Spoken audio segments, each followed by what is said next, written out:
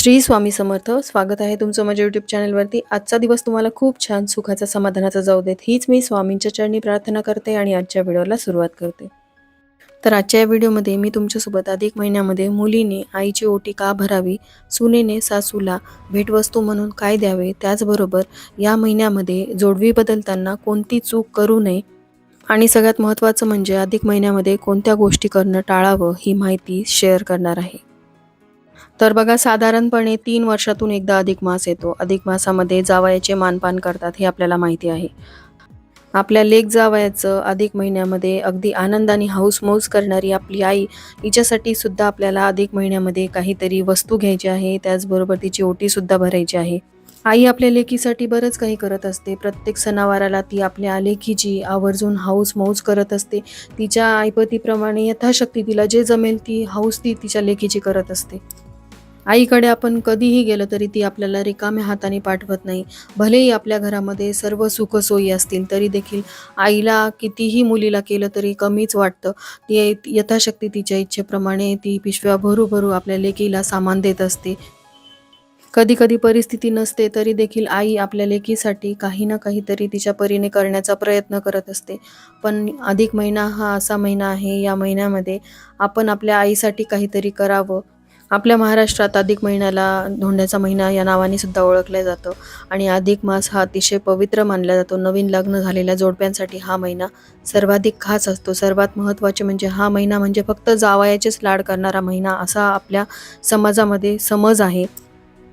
पण खरं तर दान धर्माला सुद्धा या महिन्यामध्ये तितकंच महत्त्व आहे. दान धर्म करत असताना तुम्ही यथाशक्ती दान करू शकता आणि ते दान जे आहे ते गरजू लोकांना दान करायचं असतं.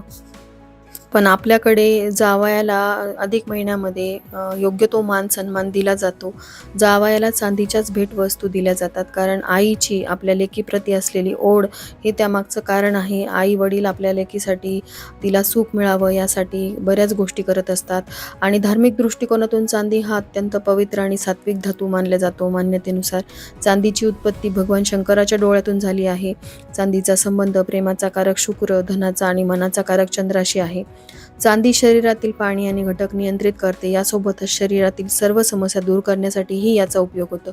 मुलीचं आयुष्य सुखी करण्यासाठी अधिक महिन्यामध्ये जावयाला चांदीची भेटवस्तू देतात. देवी लक्ष्मी आणि भगवान विष्णू यांची कृपा मिळवण्यासाठी सुद्धा दीपदानाला महत्त्व आहे. त्यामुळे जावयाला चांदीचे निरांजन अधिक महिन्यामध्ये नक्की द्यावे. अखंड सौभाग्य प्राप्तीसाठी आपल्या लेकीचे अधिक महिन्यामध्ये जोडवी सुद्धा आई बदलत असते. जोडवी का बदलावीत? अधिक महिन्यामध्ये अनेक सौभाग्यवती स्त्रिया जोडवी का बदलतात यावरचा व्हिडिओ मी चॅनलवरती शेअर केलेला आहे. ही जोडवी बदलत असताना एक चूक आपल्याला करायची नाही, की जसं आपण जोडवी रोज पायात घालतो त्यामुळे पायातली जोडवी झिजतात आणि ही झिजलेली जोडवी ज्यावेळेस आपण सोनाराच्या दुकानात वाढवायला किंवा बदलायला जातो त्यावेळेस तुम्हाला आहेत त्या वजनापेक्षा त्या जोडव्यांमध्ये भर घालून जोडवी घ्यायची असतात. तर ही चूक आपल्याला करायची नाही, की कमी वजनाची जोडवी घ्यायची नाही, तर त्यात भर घालून घ्यायची आहे. ज्यावेळेस आपण त्या जोडव्यांमध्ये भर घालतो किंवा वाढवा करतो त्यावेळेस आपल्याला अखंड सौभाग्य मिळावं यासाठी ही भर घातली जाते. त्यामुळे नेहमी जोडवी बदलत असताना ही काळजी तुम्हाला घ्यायची आहे. त्याचबरोबर बऱ्याचदा आपण काय करतो, की आपण वापरलेली जोडवी दुसऱ्यांना घालायला देतो. त्यामुळे ही चूकसुद्धा आपल्याला करायची नाही आहे, कारण आपण वापरलेली जोडवी हा आपला सौभाग्याचा अलंकार आहे. तो दुसऱ्यांना दिल्यामुळे त्याला त्याचा काहीच लाभ होणार नाही, उलट त्याचे दुष्परिणाम आपल्या आयुष्यावरती होत असतात. त्याचबरोबर दुसऱ्यांनी वापरलेली जोडवीसुद्धा आपण कधीच वापरू नयेत, कारण सौभाग्य अलंकार हा ज्याचा त्याचा असतो. त्यामुळे जर तुम्ही ती जोडवी वापरत नसाल तर ती बदलून घ्या, त्यामध्ये भर टाकून ती वाढवून घ्या, पण ती दुसऱ्यांना वापरायला देऊ नका किंवा तुम्ही देखील दुसऱ्यांनी वापरलेली जोडवी वापरू नका. तर ही जोडवी बदलत असताना काळजी तुम्हाला घ्यायची आहे, ही चूक अजिबात तुम्हाला करायची नाही आहे. त्यासोबतच ज्यावेळेस आपण जोडवी बदलायला जाऊ तेव्हा हा सौभाग्याचा अलंकार तुम्ही तुमच्या आईसाठी सुद्धा घ्या आणि तुमच्या सासूसाठी सुद्धा घ्या, कारण एकीने तुम्हाला जन्म दिलेला आहे आणि दुसरीने तुम्हाला सौभाग्य दिलेलं आहे. त्या ऋणाची परतफेड म्हणून तुम्ही अधिक महिन्यामध्ये आईला व सासूला ही भेटवस्तू आवर्जून देऊ शकता. कारण अधिक महिना जो आहे दर 3 वर्षांनी येत असतो. हा सौभाग्य अलंकार घेण्याचा महिना आहे. तर आपली आई आपल्यासाठी खूप काही करत असते. आपल्या सासूनी देखील आपल्या नवऱ्याला लहानाचं मोठं केलेलं असतं. त्यांनी देखील तेवढेच कष्ट घेतलेले असतात, जेवढे आपल्या आईने आपल्यासाठी घेतलेले असतात. त्यामुळे या दोघींसाठी काही ना काहीतरी करणं आपलं कर्तव्य आहे. तर अधिक महिना हा असा महिना आहे, ज्या महिन्यामध्ये तुम्ही या दोघींसाठी ही भेटवस्तू तुम्ही आवर्जून घेऊ शकता. आई आपल्याला बरंच काही देत असते. तसं तर आईनेच लेकीसाठी ह्या गोष्टी करायच्या असतात. पण कुठेतरी आपणही आईप्रती काहीतरी देणं लागतो. त्यासाठी का होईना तुम्ही आईसाठी, सासूबाईंसाठी जोडवी आवर्जून घ्या. लग्न कार्यामध्ये कन्यादानाला अतिशय महत्त्व असते. आपल्या लाडक्या लेकीला सुयोग्य हाती सोपवून तिची जबाबदारी तिच्या पतीच्या हाती सोपवणे याला कन्यादान विधी म्हणतात. त्याचा चुकीचा अर्थ काढत कन्या काय दान देण्याची वस्तू आहे का अशी चर्चा करतात. मात्र तसे नसून कन्यादान हा एक संस्कार आहे, जबाबदारीची जाणीव आहे. आपण ज्या मुलीला लाडाकोडाने वाढवली तिची जबाबदारी दुसऱ्याच्या हाती सोपवण्यासाठी आईवडिलांना कठोर व्हावे लागते. त्यांच्या त्यागामुळे तिला हक्काचे घर मिळते. त्या त्यागाची छोटीशी परतफेड म्हणून विवाहित मुलगी आईची ओटी भरत असते. आपल्या अखंड सौभाग्य प्राप्तीसाठी आई आपले जोडवी बदलत असते. आपल्या नवरा बायकोच्या नात्यामध्ये गोडवा राहावा यासाठी आपल्या जोडव्यांमध्ये वाढ करून ती जोडवी आपल्याला बदलून देत असते. पण आपण यावेळेस अधिक महिन्यामध्ये आईची जोडवी बदलून आईच्या अखंड सौभाग्य प्राप्तीसाठी एवढी गोष्ट करू शकतो. कालांतराने आईचे देखील आई वडील राहिलेले नसतात. अशा वेळी तिचं माहेर पण कुठंतरी सुटलेलं असतं. जरी आई वडील असतील तरी कौटुंबिक जबाबदाऱ्यांमुळे आईचं माहेरी जाणं होत नाही. किंवा आता एवढी वर्ष झाल्यानंतर तिचा अधिक महिना किंवा तिचा धोंड्याचा महिना कोण साजरा करणार? तर मुलीने आवर्जून आपल्या आईचा अधिक महिना अशा प्रकारे साजरा करायचा आहे. तर ह्या छोट्या छोट्या गोष्टी आपण बदलू शकतो. कारण समाज हा आपल्यापासून बनलेला आहे आणि समाजामध्ये बदलसुद्धा आपणच करत असतो. आता इथे एक प्रश्न येऊ शकतो, की आई जर विधवा असेल तर मग अशा वेळेस आपण आईला काय द्यावे? तर आई विधवा असेल तर अशा वेळेस तुम्ही आईला ज्या गोष्टींची गरज आहे अशा गोष्टी तुम्ही भेटवस्तू म्हणून देऊ शकता. कारण तिचा जो एकमेव आधार असतो, ज्या सौभाग्याच्या प्रती ती जगत असते, तो एक आधार तिच्यापासून दुरावलेला असतो. अशा वेळेस तिला मानसिक आधार देणं आणि तिला लागणाऱ्या गोष्टींची काळजी घेणं हे एका लेकीचं सुद्धा तितकंच कर्तव्य आहे, जेवढं तिच्या मुलाचं किंवा लेकाचं कर्तव्य आहे. आता बऱ्याच जणांना प्रश्न पडू शकतो, की जोडवी आपण जर स्वतःसाठी खरेदी करत असणार, तर अशा वेळेस मग ती आईनीच घ्यावीत का?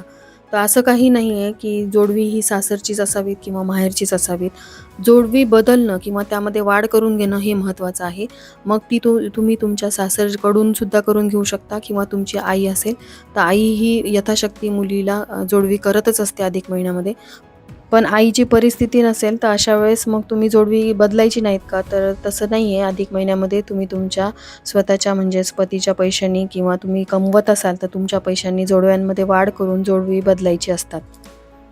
आईसोबतच आपण आपल्या सासूला सुद्धा जोडवी घ्यावीत आणि सासूने सुद्धा आपल्या लेकीसोबत सुनेला जोडवी घ्यावीत. कारण सून ही आपल्या मुलासाठी आपल्या घरात आलेली असते. तिला देखील अखंड सौभाग्य लाभावं म्हणजेच आपल्या मुलाचं आयुष्य वाढावं यासाठी प्रत्येक सासूने आपल्या सुनेला जोडवी घ्यावीत. तर ही एक केवळ देवाणघेवाण नाही आहे, पण ही वस्तू ज्यावेळेस तुम्ही एकमेकांना भेट म्हणून देता, यामुळे एकमेकांचे शुभाशीर्वाद मिळतात. त्याचबरोबर एकमेकांमध्ये प्रेम, दृढ संबंध निर्माण होण्यासाठी सुद्धा मदत होत असते. त्यानंतर एक सगळ्यात महत्त्वाचं काम आपल्याला अधिक महिन्यामध्ये करायचं आहे, ते म्हणजे मुलीने आपल्या आईची ओटी भरायची आहे. मुलगी आईची किंवा आपल्या सासूची ओटी कधीच भरत नाही. इतर वेळी आपण आपल्या आईची ओटी भरू शकत नसलो तरी अधिक महिना हा असा महिना आहे, या महिन्यामध्ये आईची मुलीने ओटी भरावी. तर खरं तर ओटी का भरावी? ओटी म्हणजे नाभीखालचे पोट म्हणजेच जिथे स्त्रियांचे गर्भाशय असते तो भाग. यालाच ओटीपोट असेही म्हणतात. ज्याप्रमाणे मातीमध्ये नवनिर्मितीचे सामर्थ्य असते, त्याचप्रमाणे स्त्रियांच्या ओटीमध्ये म्हणजेच तिच्या गर्भाशयामध्ये नवनिर्मितीचे, वंशवृद्धीचे सामर्थ्य असते.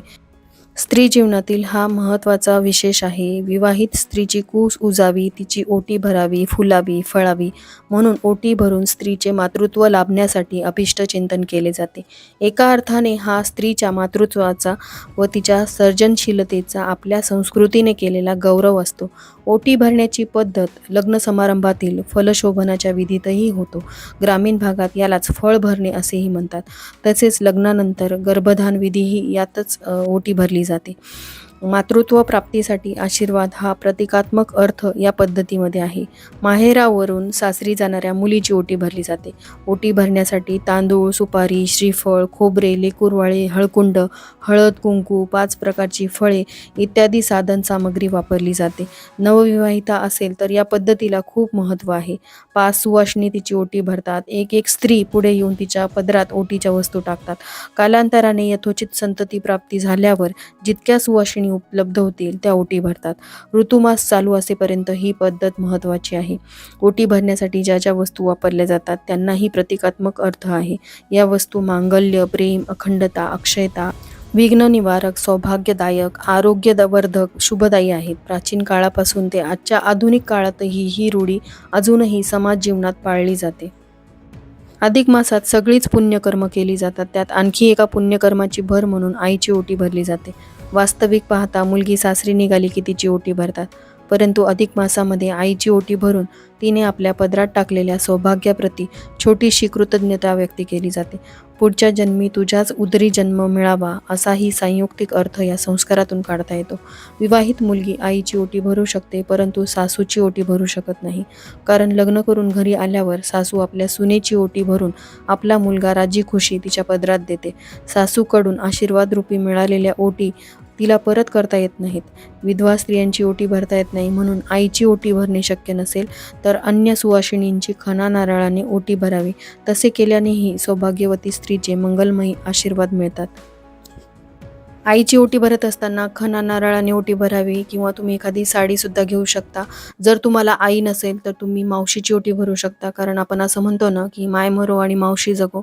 मावशी नसेल तर तुमच्या आई समान काकूची सुद्धा तुम्ही ओटी भरू शकता. आणि ह्यांची ओटी भरणं जर तुम्हाला शक्य नसेल तर अशा वेळेस तुम्ही एखाद्या गरजू स्त्रीची, सौभाग्यवती स्त्रीची ओटी भरू शकता.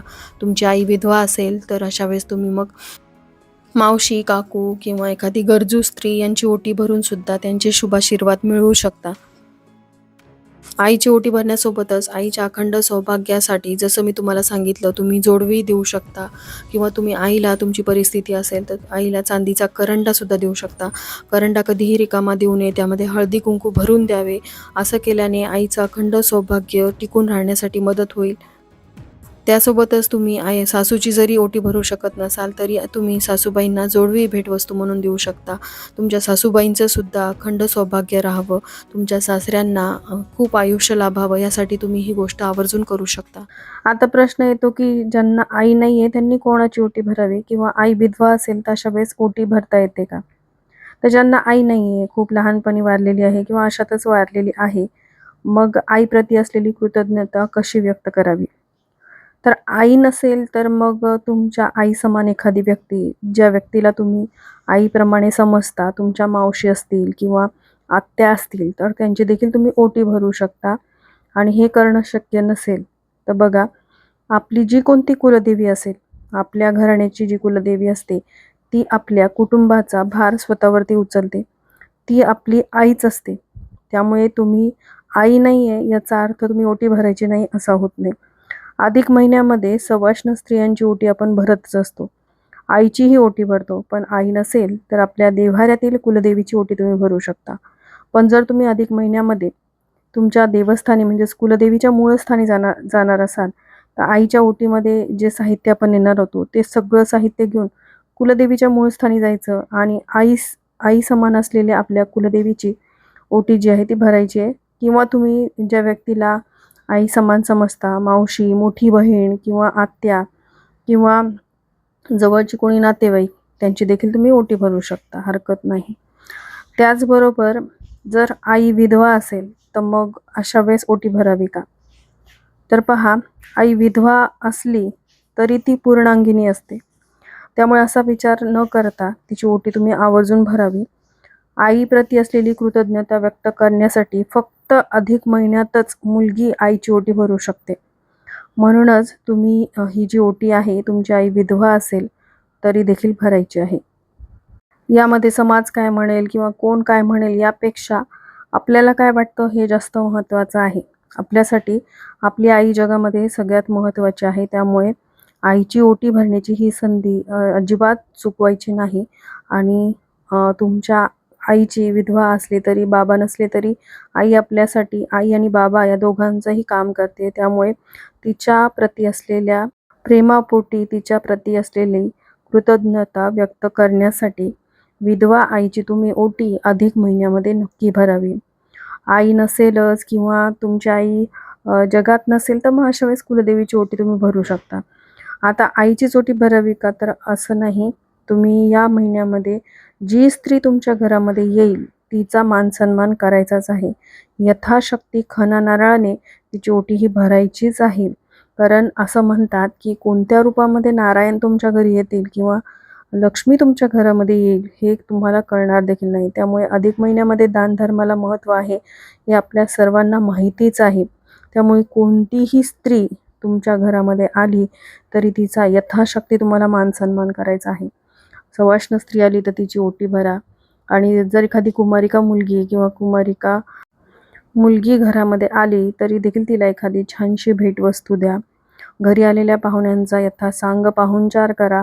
तुम्हाला जमेल ते त्यांना खायला द्या. कारण अधिक महिन्यामध्ये दानधर्माला खूप खूप जास्त महत्त्व आहे. या छोट्या-छोट्या गोष्टी आहेत, हे छोटे-छोटे नियम आहेत, हे जर आपण पाळले ना तर अधिक महिन्याचं संपूर्ण फळ आपल्याला मिळत असतं. जवळपास असलेल्या मंदिरामध्ये नक्की जा. जिथे कुठे देवीचं मंदिर असेल तिथे देखील खणा नारळाने तुम्ही देवी आईची ओटी भरू शकता.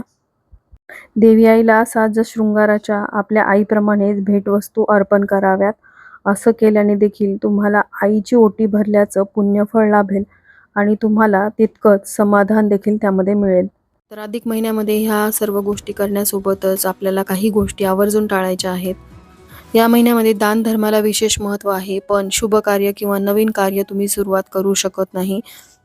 कारण अधिक महिन्याला खरमास असेही म्हटले जाते. खरमास म्हणजे खराब महिना. दुसऱ्या अर्थाने सांगायचे झाले तर ज्या महिन्यामध्ये शुभ कार्य करणे वर्जित मानले गेले आहे असा महिना. कारण या काळामध्ये हाती घेतलेली नवीन कामे पूर्णत्वास जाऊन यशप्राप्ती होईलच असे नाही. त्यासोबतच अधिक महिन्यामध्ये विवाहासारखी मंगल कार्य करू नयेत. अधिक महिन्यात केलेले विवाह यशस्वी होत नाहीत. वैवाहिक जीवनात सुखाची प्राप्ती होत नाही. जोडीदारांमध्ये नियमित वारंवार भांडणे, मतभेद होऊ शकतात. दाम्पत्य जीवन वादग्रस्त बनू शकते. त्याचबरोबर अधिक महिन्यामध्ये व्यापार उद्योगातील विस्तार योजना, नवीन प्रकल्प लांबणीवर टाकावेत. नवीन कार्यारंभ करू नये.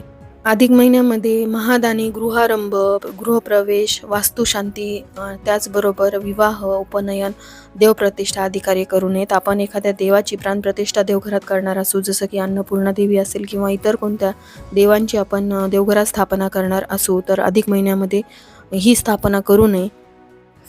तसेच जागा, मालमत्ता, संपत्ती याची खरेदी विक्री व्यवहारसुद्धा करू नयेत. असे केल्यामुळे भविष्य काळामध्ये नुकसान संभवते.